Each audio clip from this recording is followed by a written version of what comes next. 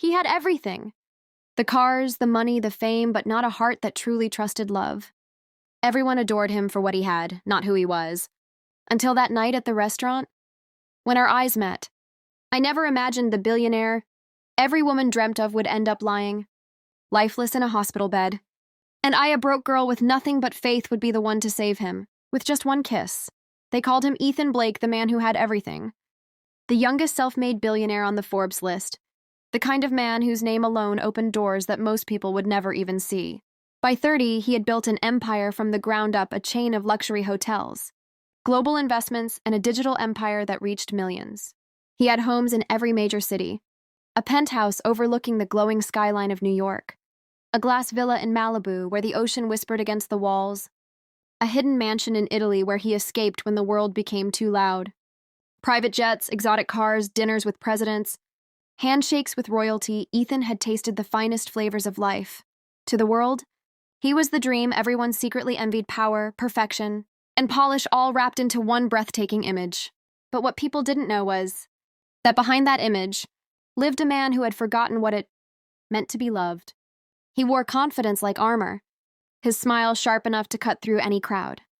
Yet when the cameras stopped flashing, his world was quieter than a tomb. Ethan had been betrayed not once, but enough times to turn his heart into stone. The first was by a woman he trusted completely. She'd stood by his side during his rise, or so he thought, until the tabloids caught her selling his private emails to a rival investor. The second betrayal came from his business partner, a man he'd called brother, who siphoned millions from the company to fuel his gambling addiction. And the third, the one that truly broke him, came from someone he thought was family. His own father, the man who had taught him to dream big, who had once said, "Son, never let anyone use your heart against you." That same father had mortgaged the family estate under Ethan's name, drowning him in debt at 24 and leaving him to pick up the pieces alone. It was from that wreckage that Ethan Blake built his empire. But to do it, he had to become someone else colder, harder, untouchable. People saw his success and called it destiny. But Ethan knew it wasn't destiny. It was pain polished into ambition. He learned that smiles could be weapons, and kindness could be a trap. He surrounded himself with people who praised him because praise was safer than truth. He dated models, actresses, and entrepreneurs. They all loved the idea of him, the billionaire, the brand, the fantasy, but none of them ever tried to know the man behind the empire. So he stopped looking for real. He stopped hoping that anyone could love him without reason or reward. He once told a close friend, "Everyone wants a piece of me, but no one wants to see what's left when the pieces are gone." And that was the truth. Every morning, Ethan woke up in silk sheets and silence. His assistant would come in, hand him his schedule meetings, calls, events, appearances. His days were planned to perfection, yet nothing inside him felt alive. He'd walk through marble hallways filled with his own success and still feel empty. Sometimes he'd look out of his 70th floor window at the city lights and whisper, "Why does everything I have feel like nothing?" But no one ever heard that question, because Ethan never said it loud enough. To the world, he was confidence incarnate. To himself, he was a ghost. That evening, when he decided to visit Le Amour, one of the most luxurious eateries in the heart of Manhattan, he didn't go for the food, he went for the distraction. He hated silence because silence reminded him of how lonely success could be. The restaurant glowed with gold light, the scent of roasted herbs filling the air. Every table was occupied by the elite investors, celebrities, socialites, people who measured worth in watches and cars. When Ethan walked in, conversation softened. People glanced up, admiration mixed with envy. He nodded politely, sliding into his reserved seat by the window. He didn't notice me at first. I was just another waitress trying to make it through the shift without spilling anything. The kind of girl most of his world never looked at twice. But that night, something unusual happened. As I leaned over to set down a glass of sparkling water, my hand trembled just slightly, and a single drop slid off the rim and landed on his sleeve. I gasped softly. "Oh my God, I'm so sorry, sir." He looked up, his eyes sharp, gray, and tired met mine. For a moment, time froze. He didn't frown, he didn't shout, he just smiled. A small, weary smile that didn't reach his eyes. "It's just water," he said quietly. "No need to panic." That was it. Just a few words, but there was something in the tone, something human, something gentle that felt different from everything else about him. When I walked away, he kept watching me, though I didn't notice. Maybe it was curiosity, maybe it was confusion. For the first time in a long time, Ethan saw someone who didn't try to impress him, who didn't care about his status or name. He overheard me laughing with another waitress about the menu prices, how absurd it was that one plate cost more than our rent. He smiled again because it reminded him of what real life sounded like. After dinner, as his driver pulled up, Ethan found himself glancing back through the glass doors, searching for me. And that feeling, the quiet pull of curiosity, was something he hadn't felt in years. That night, alone in his penthouse, he replayed that brief encounter in his mind.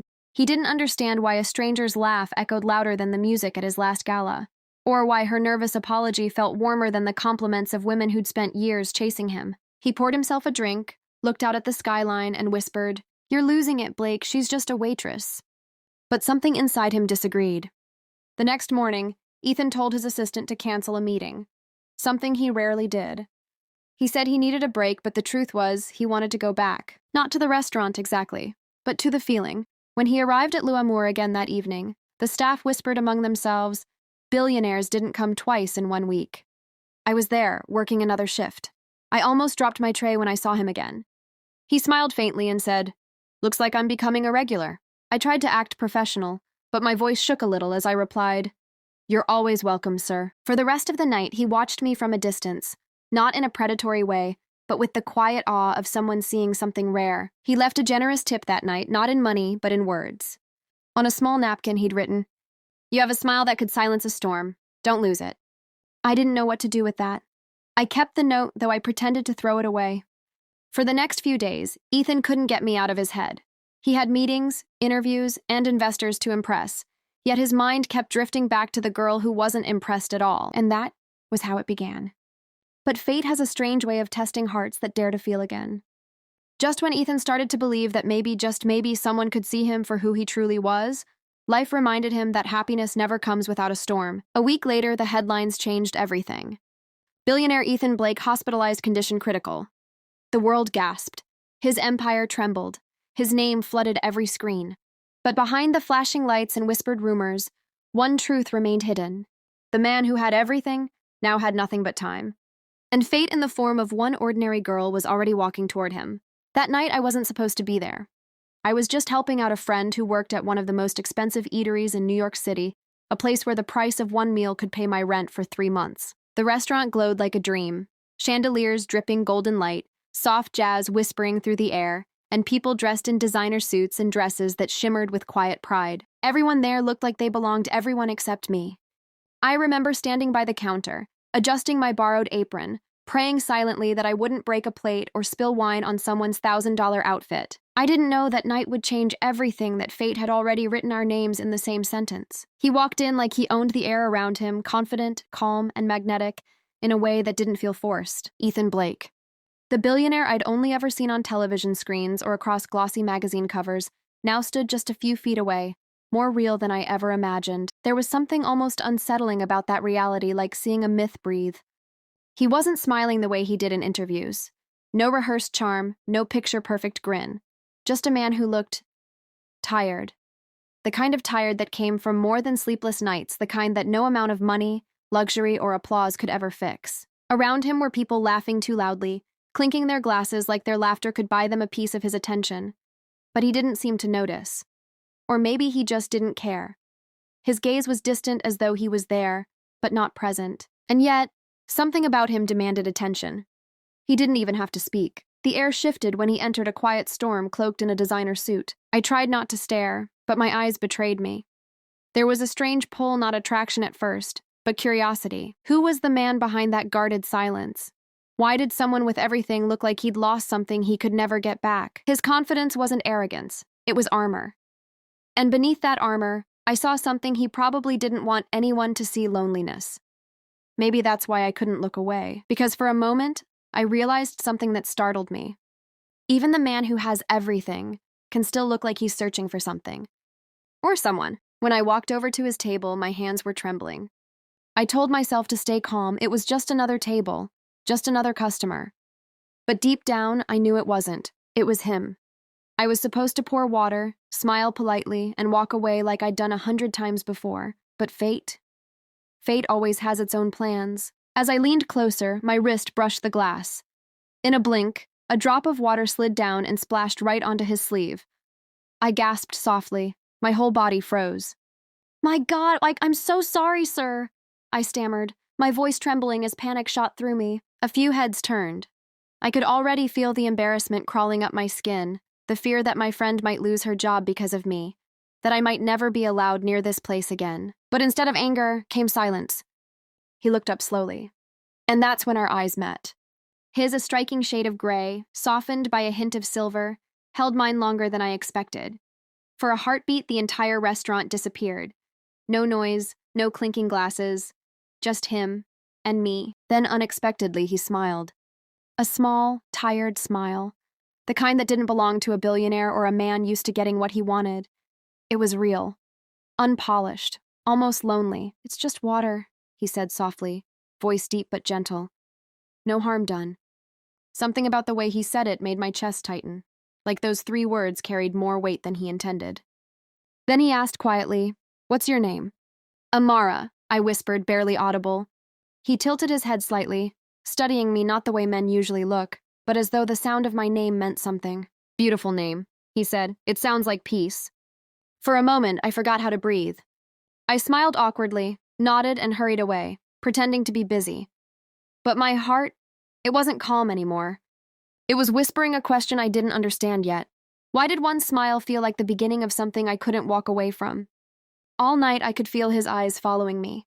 Not in a way that made me uneasy, but in a way that felt curious, searching, like he was trying to remember something he'd forgotten. Every time I passed his table, he would look up. Our eyes would meet for just a second too long enough to feel like something unspoken was being said between us. And every time, I looked away first. He sat among people who seemed to orbit him like planets, men in suits, women in glittering dresses, their laughter too loud, their smiles too practiced. They laughed at every word he said, as if his approval was oxygen, and yet, even in the middle of all that noise, he looked alone. He smiled, nodded, even chuckled at a few jokes, but the laughter never reached his eyes. It was like there was a wall around him, invisible, but heavy. The kind only a lonely heart could build. Once, when I passed by, he wasn't talking to anyone. He was just staring at his glass, swirling the liquid slowly, lost in thought. For a moment, his expression softened not as a billionaire, but as a man, a tired one. And that was when it hit me. Maybe all his wealth wasn't power. Maybe it was a cage. When the night finally ended, I exhaled in relief, ready to forget about the strange, quiet pull I'd felt. But as I cleared his table, I found a folded note beneath the glass. No message, just his name on the bill and a tip that made my friend gasp so loud the manager turned. But it wasn't the money that stayed with me. It was the silence, the glance. That moment when 2 worlds brushed for just an instant, his, built on gold and secrets, and mine, built on survival and hope. That night, I went home and lay awake, staring at the ceiling, wondering why a man like Ethan Blake, the billionaire who had everything, looked like someone who'd lost everything that mattered. And why somehow I felt like I understood him.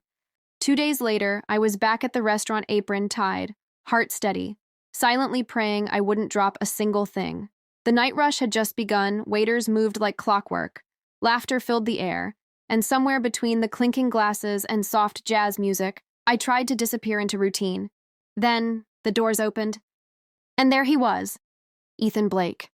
Back in the same seat, same corner, same quiet expression that made the whole world around him seem to slow down. For a second, I thought it was a coincidence, maybe he just liked the food.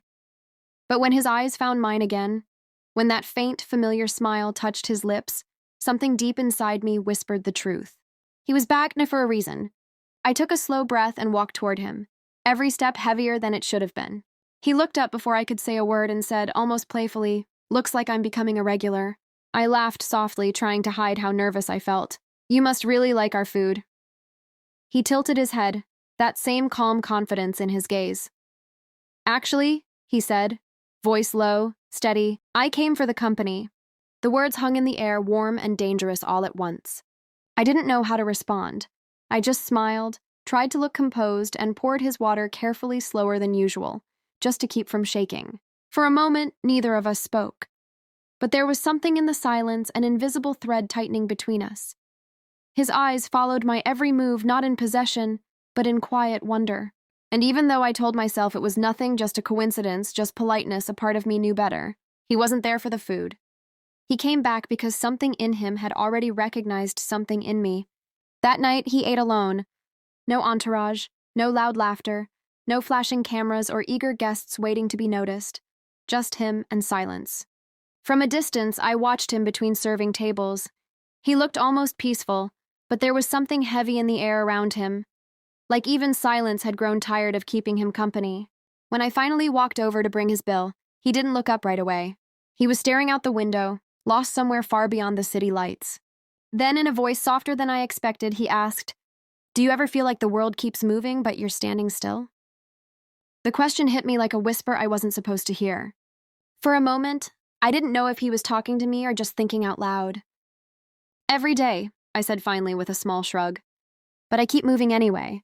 Standing still doesn't pay rent." For the first time, I saw it a genuine laugh. Not the polite chuckle of a man used to luxury dinners, but something real, unguarded. It was quiet and beautiful. "You're honest," he said, amusement and admiration mixing in his tone. "That's rare." I smiled before I could stop myself. "And you're surprisingly human," I teased, then instantly regretted it. My heart skipped. "Sorry, I didn't mean..." But he just smiled again, shaking his head slightly. "No," he said softly. "I like that." And for a fleeting second, something in his eyes shifted. The walls dropped, and warmth flickered through the gray. It was small, but it was enough to make me forget how to breathe. That was the night our words began to stitch.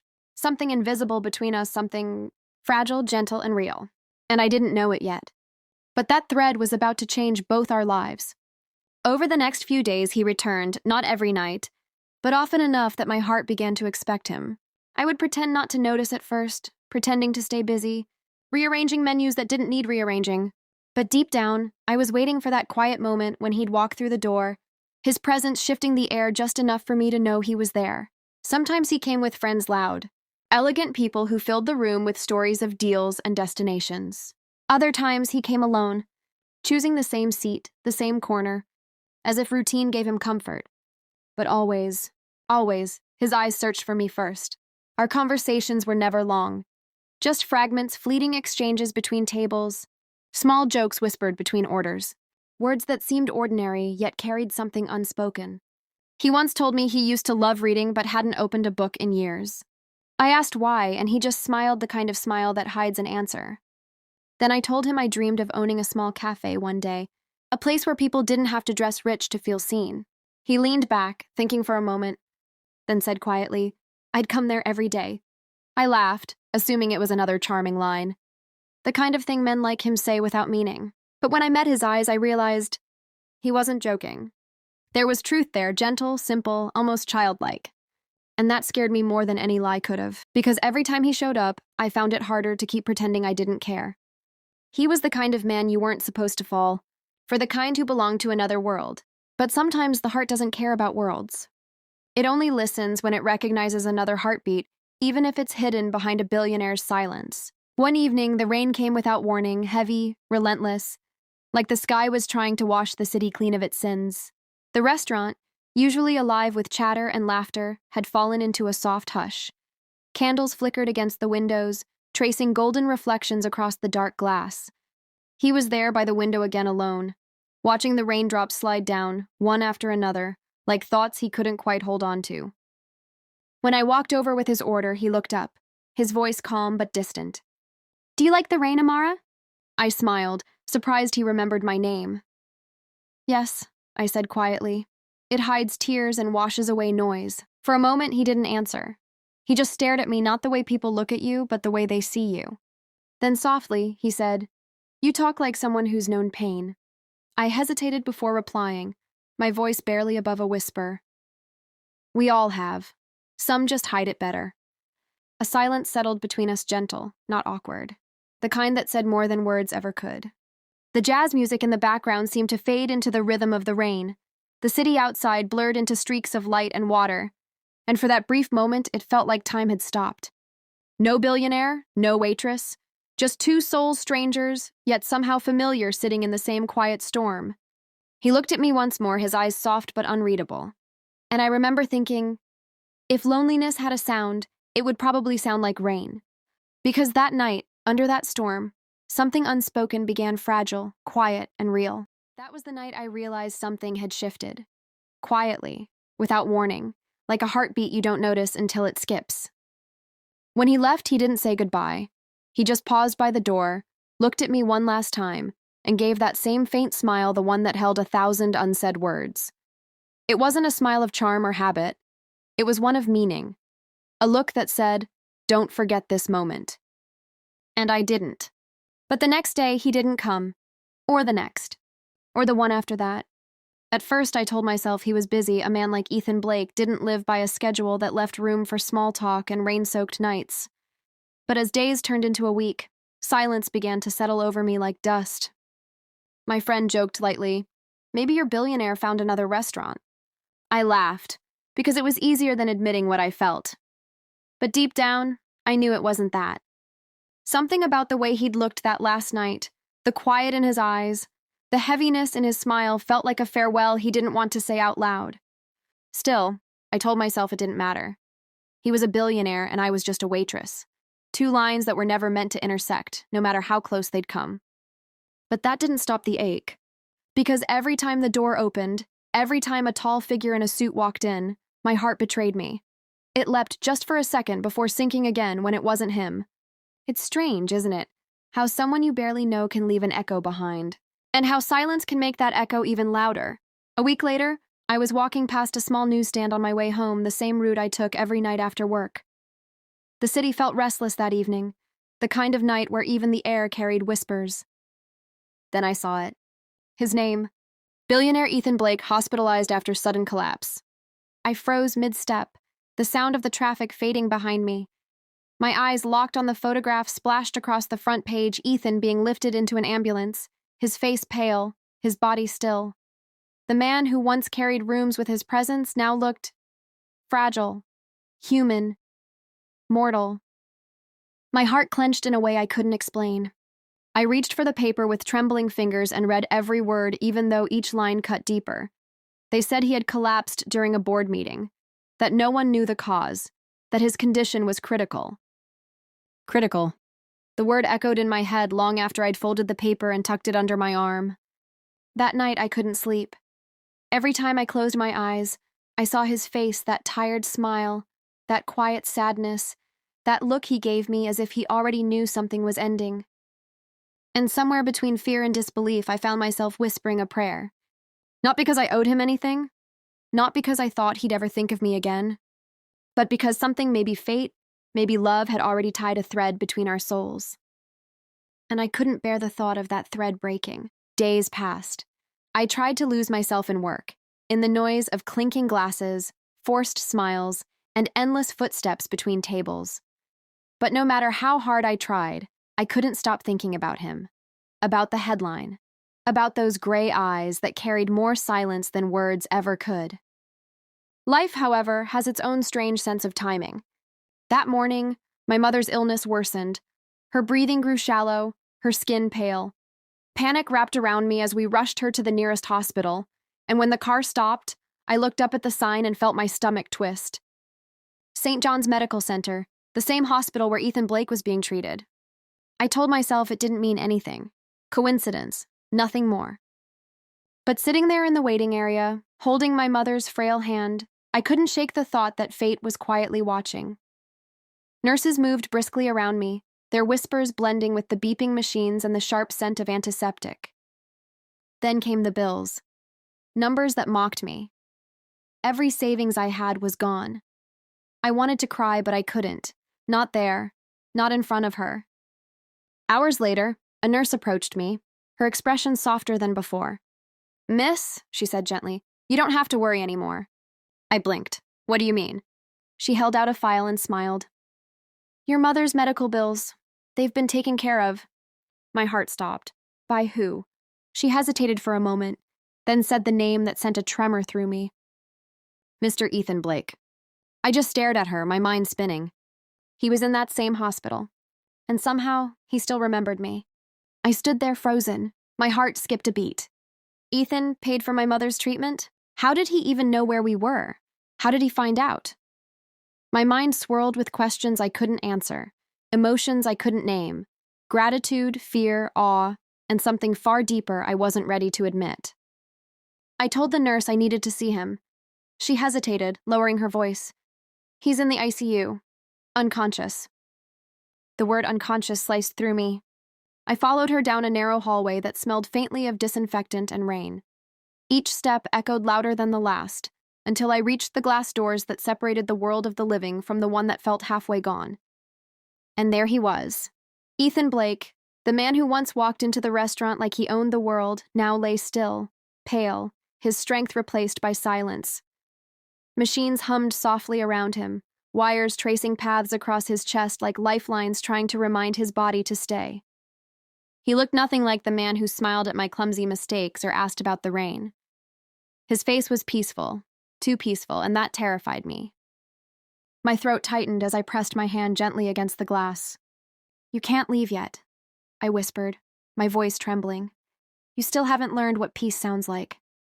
The words hung in the sterile air, but something inside me felt them move like he could somehow hear me. Days passed. I tried to lose myself in work, in the noise of clinking glasses, forced smiles, and endless footsteps between tables. But no matter how hard I tried, I couldn't stop thinking about him, about the headline, about those gray eyes that carried more silence than words ever could. Life, however, has its own strange sense of timing. That morning, my mother's illness worsened. Her breathing grew shallow, her skin pale. Panic wrapped around me as we rushed her to the nearest hospital, and when the car stopped, I looked up at the sign and felt my stomach twist. St. John's Medical Center, the same hospital where Ethan Blake was being treated. I told myself it didn't mean anything.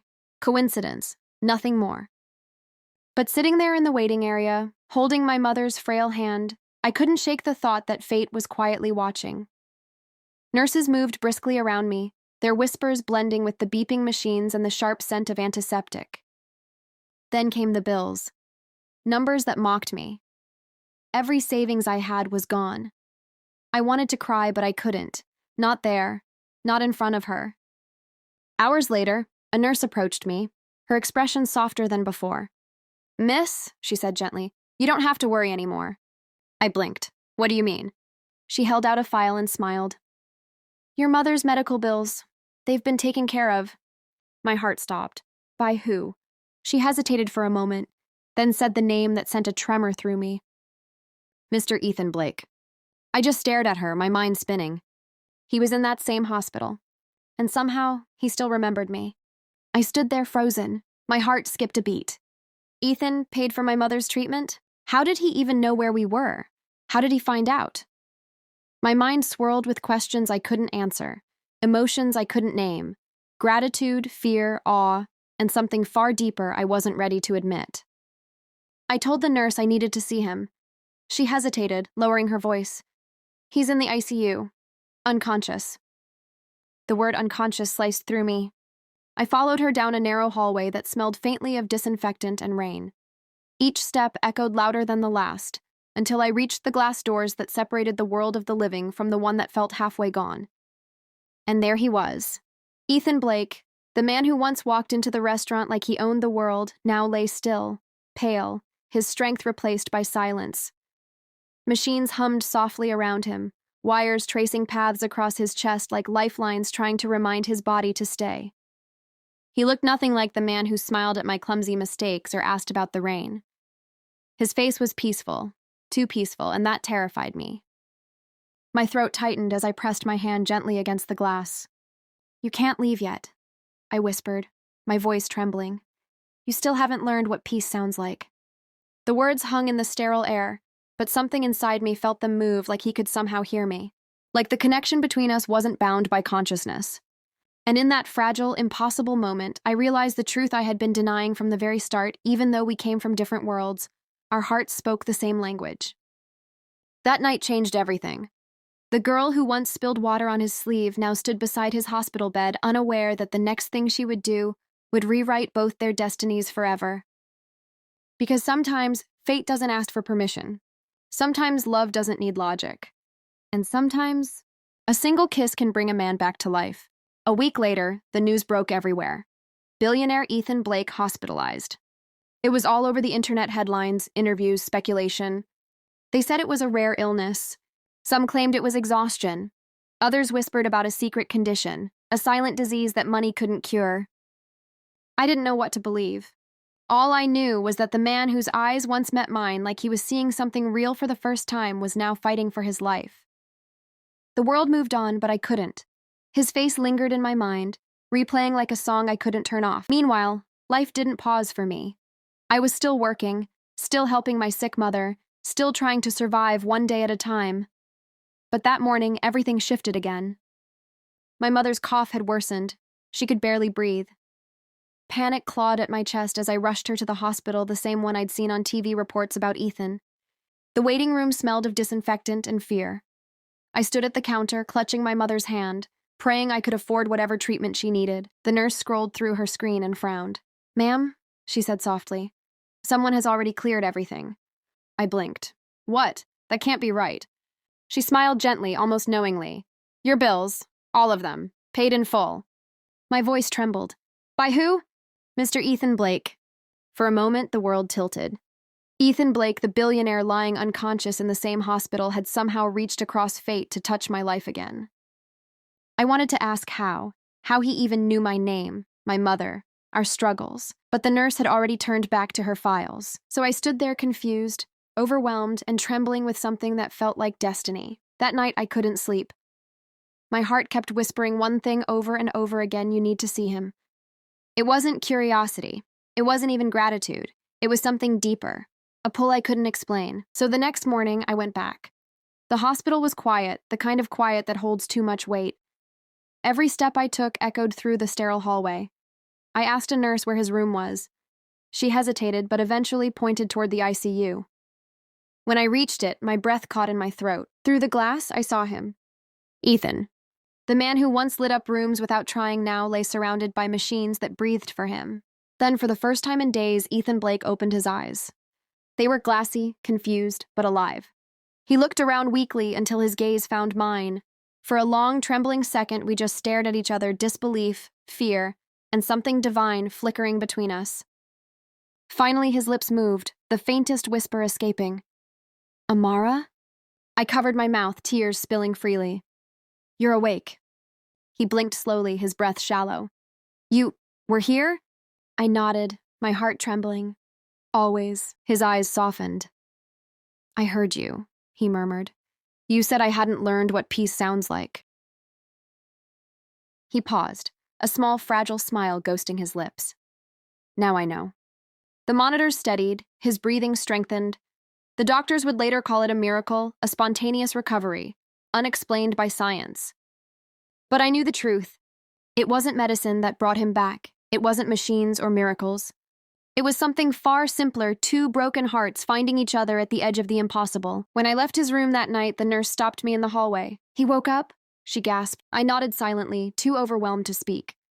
The world had stood still just long enough for love to rewrite what life had tried to end. And as I stepped out into the rain, I whispered to the night, "Sometimes the heart heals before the body ever does."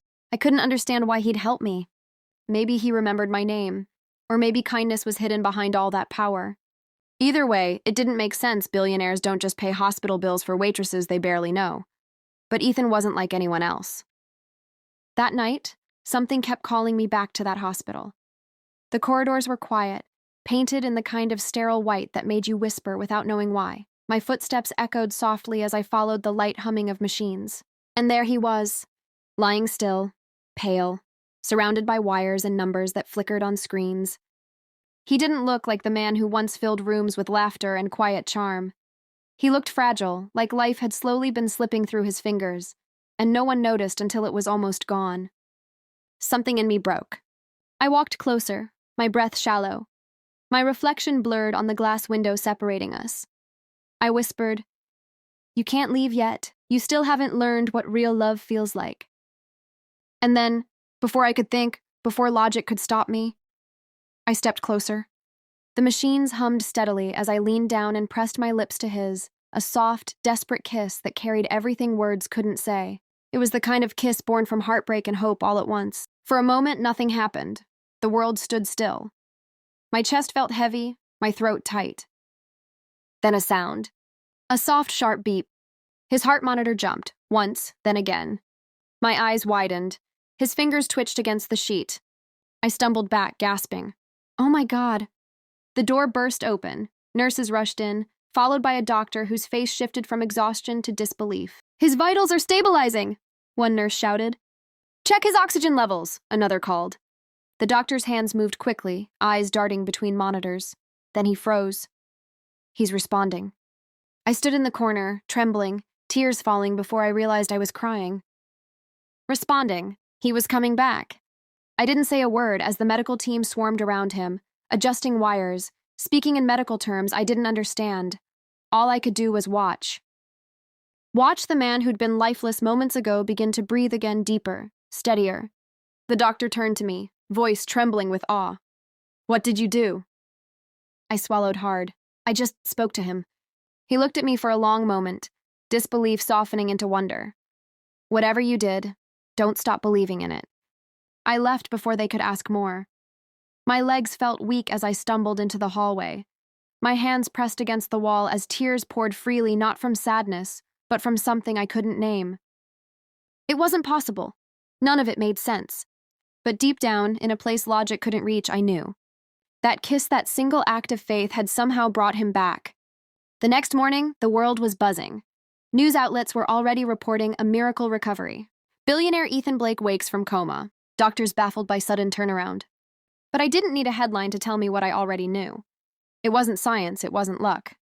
It was something deeper, something that lived between hearts, not hospital walls. I went back to work the next day, trying to act normal. But nothing felt normal anymore. Every sound, every breath reminded me of that moment, the stillness, the warmth, the spark of life returning beneath my lips. And yet I couldn't tell anyone. Who would believe me? A waitress claiming she saved a billionaire with a kiss? It sounded like the beginning of a fairy tale. Or a lie. So I stayed quiet. Until 3 days later. I was clearing a table when my phone buzzed with a message from the hospital. Mr. Blake is awake and asking for you. For a moment, I couldn't breathe. I read it again and again, but the words didn't change. He was awake. And he remembered me. I didn't know what to feel: fear, joy, confusion, maybe all of it. When I arrived, the nurses smiled knowingly. You must be Amara, one of them said softly. He's been waiting. Waiting, for me. The moment I walked into his room, time slowed again. He looked fragile, but a live color returning to his cheeks, strength flickering in his eyes. And when those eyes met mine, everything stopped. He smiled faintly, voice rough but steady. You came. I swallowed hard, my hands twisting together. I wasn't sure I should. You should, he whispered. You're the reason I'm here. My heart skipped. Ethan, He shook his head gently. I remember your voice. You said I hadn't learned what love feels like. His gaze softened. You were right. I felt tears sting again. I didn't mean to, I just didn't want you to leave. He smiled, weak but real. Then I didn't. The silence that followed wasn't empty. It was full of gratitude, of connection, of something words didn't dare touch. He asked about my mother. I told him she was healing thanks to him. She's not the only one, he murmured. My eyes met his. The air between us felt charged again, that same invisible current from the restaurant. Only now it was stronger, raw, undeniable. I don't understand, I whispered. Why me? Why would you help me? He paused. Because when I was surrounded by people, you were the only one who saw I was lonely. My breath hitched. I don't remember much from those days before the hospital, he continued softly. But I remember you. The way you looked at me, not like I was powerful or important, just human. He closed his eyes briefly, then looked up at me again. You made me feel alive long before that kiss did. The words hit me like a storm I didn't see coming. I looked down, unable to speak, my heart pounding loud enough to drown the machines. He reached out slowly, his hand trembling as he took mine. Whatever that was, he whispered, it wasn't just coincidence. And in that instant, I knew he felt it too, that strange, beautiful connection that didn't make sense but felt more real than anything we'd ever known. Days turned into weeks. Ethan's recovery made headlines. Doctors called it Unexplainable. The world called it a miracle. He called it me. He started walking again, slowly at first. Each time I visited, he'd tell me how grateful he was, how alive he felt. But gratitude wasn't what filled his eyes when he looked at me. It was something deeper, something dangerous, something like love. One evening, after his final checkup, he asked, "Can I see you outside of here?" I hesitated. "Outside?" He smiled, still faint but full of warmth. "I owe you dinner. It's only fair." I laughed nervously. "I think we're past dinner debts, Ethan." "Then call it catching up on lost time." He said it softly, but the way he looked at me made it feel like a promise. A week later, he showed up at the same restaurant where it all began. No entourage, no chaos. Just him in a simple shirt, no suit, no cameras. When I saw him walk in, my heart stumbled in my chest. He smiled that same tired, honest smile I remembered from the very first night. As I approached his table, he stood, pulling out a chair for me. "I've been waiting for this moment," he said quietly. I sat down, nerves dancing under my skin. And what moment is that? The one where I finally get to say thank you not just for saving my life, but for reminding me what it means to live. His words silenced everything around us. He leaned forward slightly, eyes searching mine. "You know, when I was lying there, I heard your voice. It was like it was pulling me back." I blinked rapidly. "You remember that?" "Every word," he said, and the warmth that followed. The warmth, the kiss. I looked away, embarrassed. "It wasn't planned, He reached across the table, brushing his fingers gently over mine. "It doesn't matter how it happened. What matters is, it did." The room faded. The noise, the people, the world, all of it disappeared until it was just us again. Two souls who somehow found each other through chaos, pain, and impossible odds. He whispered, "That kiss didn't just save my life, Amara. It changed everything." And sitting there looking into his eyes, I knew he was right. Because sometimes love doesn't arrive with grand declarations or perfect timing. Sometimes it shows up quietly in spilled water, in rain-soaked nights, in one impossible moment that rewrites everything you thought you knew about fate. And as the evening light fell across his face, soft and golden, I realized something I hadn't dared to admit before. Maybe love isn't something you find. Maybe it's something that finds you right when your heart forgets how to hope. The next morning, he woke up, and the very first words that escaped his lips were not about his business, his empire, or his condition. They were my name. "Where's Amara?" The nurse had barely finished checking his vitals before she called me from the waiting area. My heart raced as I stepped into the room, unsure if I was ready to see him awake, unsure if he would even remember me. He looked weak, paler than I'd ever seen him, but his eyes, those sharp, commanding eyes, were softer now, almost searching.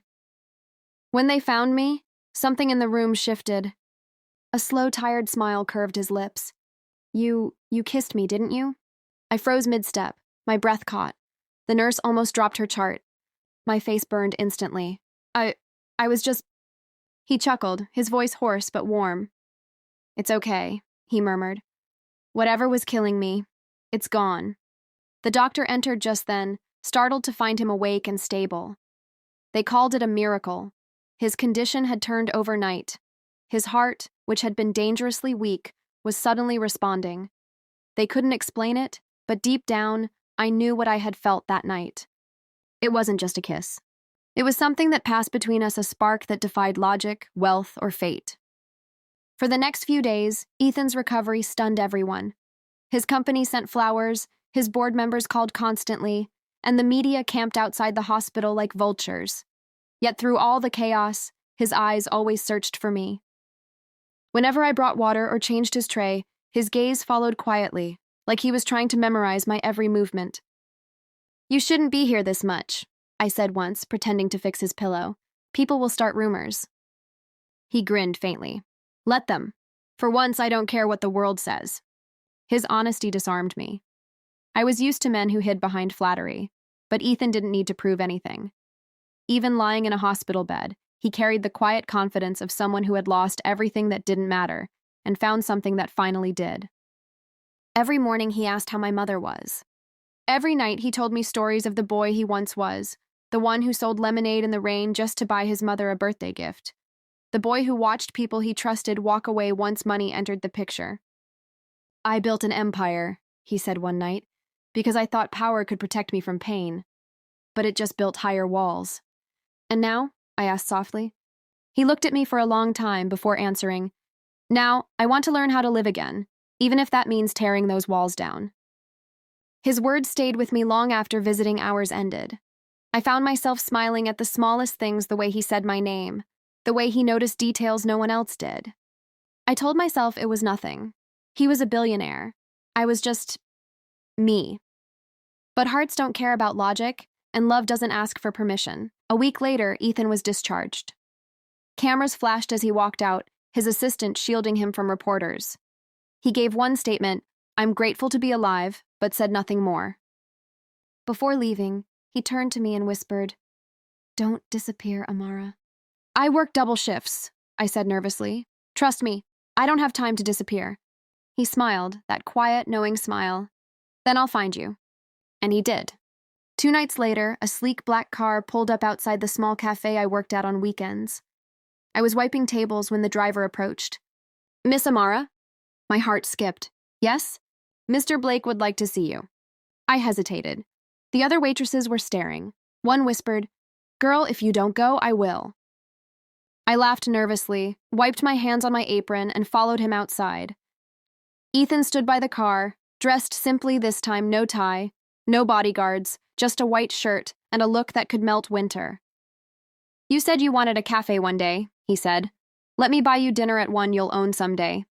I tried to protest, but he opened the door with that quiet insistence that made saying no impossible.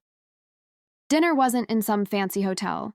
It was at a small Italian place tucked away from the city noise. Candlelight flickered between us. He asked about my mother, my dreams, my fears. He listened, really listened, like every word mattered. When I asked why he helped me, he said, "Because you helped me first. You reminded me I still had a heartbeat." That night, the air between us wasn't heavy with power or pity. It was soft, alive, and terrifyingly beautiful. Before I left, he reached across the table and touched my hand. "You don't owe me anything, Amara, but if you ever need a friend, or something more, you know where to find me." His fingers brushed mine, and for a moment, the world stood still. Days turned into weeks. I tried to stay grounded, to keep working, to care for my mother, but Ethan was never far away. Sometimes he sent flowers. Other times he'd appear at the cafe quietly, order coffee, and watch from a corner booth. Once I caught him scribbling something in a notebook. When I asked what it was, he smiled mysteriously. "You'll see." One rainy afternoon, he arrived unannounced. My heart jumped the second I saw him. "I have something for you," he said, handing me an envelope. Inside was a lease document for a small cafe space downtown. "Ethan, I can't—" "You can," he interrupted gently. "It's in your name. Call it an investment. In hope." Tears blurred my vision. "Why are you doing this for me?" He took a deep breath, his eyes soft. "Because you believed in me when I stopped believing in myself. You kissed a dying man and made him want to live again."